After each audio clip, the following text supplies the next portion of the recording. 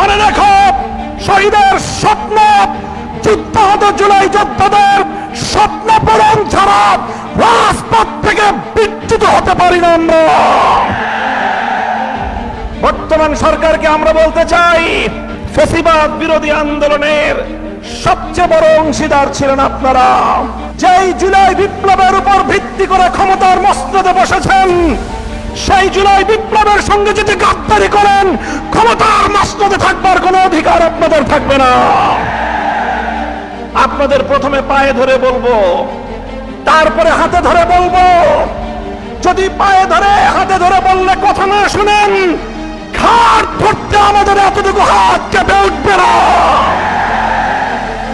70% জনগণের এই ম্যান্ডেটের সঙ্গে যদি আপনারা বিশ্বাসঘাতকতার এই ধারা অব্যাহত রাখেন, আপনাদের পরিণাম পশ্চিম পাকিস্তানি স্বৈরগোষ্ঠী এবং শেখ হাসিনার চেয়ে ভিন্ন কিছু হওয়ার কথা নয়।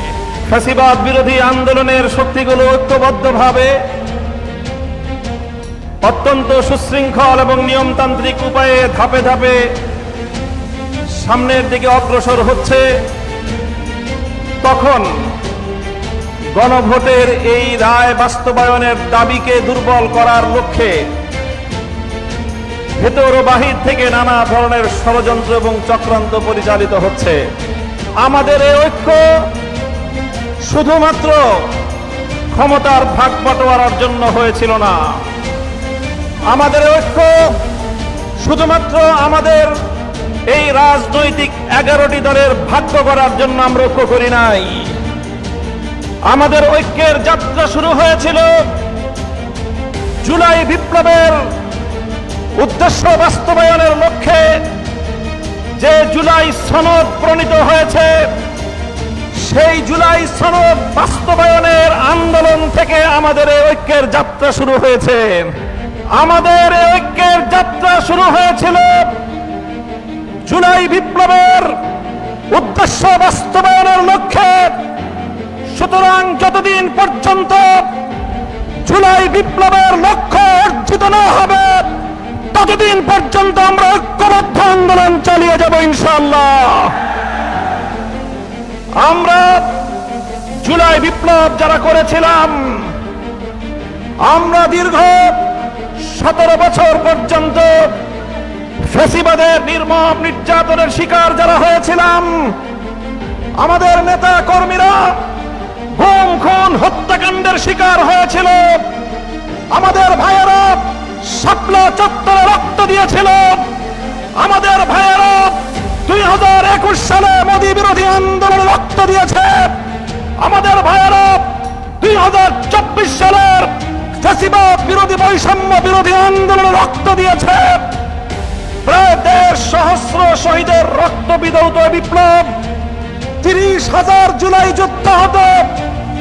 যোদ্ধারা আজও পর্যন্ত বাংলাদেশের বিভিন্ন হাসপাতালের বিছানাগুলোতে ছটফট করছে।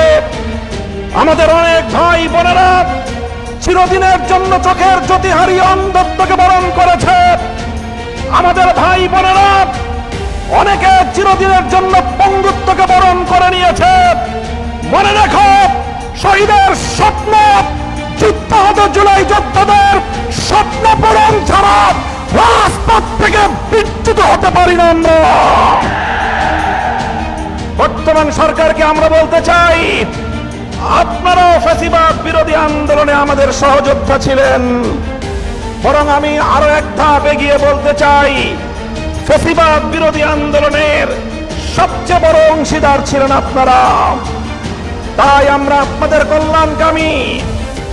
আমরা দীর্ঘ অভিযাত্রায় আপনাদেরকে আমাদের বন্ধু মনে করি। আর বন্ধু মনে করে আমরা যেমন দেশের কল্যাণ চাই, শহীদ প্রেসিডেন্ট জিয়াউর রহমান এবং বেগম খালেদা জিয়ার বিএনপিরও কল্যাণ চাই। আর কল্যাণ চাই বলেই আমরা বারবার বলছি, যেই জুলাই বিপ্লবের উপর ভিত্তি করে ক্ষমতার মসনদে বসেছেন, সেই জুলাই বিপ্লবের সঙ্গে যদি গাদ্দারি করেন, ক্ষমতার মসনদে থাকবার কোনো অধিকার আপনাদের থাকবে না। জুলাই বিপ্লবের সঙ্গে গাদ্দারি করবেন না। দোহাই লাগে, আপনাদের প্রথমে পায়ে ধরে বলবো, তারপরে হাতে ধরে বলবো। যদি পায়ে ধরে হাতে ধরে বললে তবু হাত কেঁপে উঠবে না। 50% জনগণের ভোটের ম্যান্ডেট নিয়ে যেভাবেই হোক, যে পথেই হোক আপনারা সরকার গঠন করেছেন। 50% জনগণের সংসদ নির্বাচনে ভোট প্রদানের যে মর্যাদা এবং সম্মান রয়েছে, গণভোটে প্রায় 70% মানুষ যে হ্যাঁ ভোটে ভোট প্রদান করলো, সেই 70% মানুষের ভোটাধিকার নিয়ে যদি ছিনিমিনি খেলতে চান, ইতিহাস স্মরণ করিয়ে দিতে চাই আমি আপনাদেরকে। 1970-এর জাতীয় নির্বাচনের গণরায়ের সঙ্গে বিশ্বাসঘাতকতা করেছিল পশ্চিম পাকিস্তানিরা। পরিণামে মুক্তিযুদ্ধকে তাদের ফেস করতে হয়েছিল এবং বাংলার মানুষ মুক্তিযুদ্ধের মাধ্যমে স্বাধীনতা ছিনিয়ে এনেছিল। স্বৈরাচারী ফ্যাসিবাদী শেখ হাসিনা 2014 সালে বিনা ভোটের সরকার, 18 সালে রাতের ভোটের সরকার, 24 সালে আমির আমির সরকারের মাধ্যমে জনগণের ভোটাধিকার কেড়ে নেওয়ার চেষ্টা করেছিল। 24 জুলাই বিপ্লবের মাধ্যমে শুধু ক্ষমতার মসনদ নয়, বাংলার সীমানা থেকে সে ওপারে পড়ে গিয়ে পৌঁছে পড়েছে। 70% জনগণের এই ম্যান্ডেটের সঙ্গে যদি আপনারা বিশ্বাসঘাতকতার এই ধারা অব্যাহত রাখেন, আপনাদের পরিণাম পশ্চিম পাকিস্তানি স্বৈর গোষ্ঠী এবং শেখ হাসিনার চেয়ে ভিন্ন কিছু হওয়ার কথা নয়।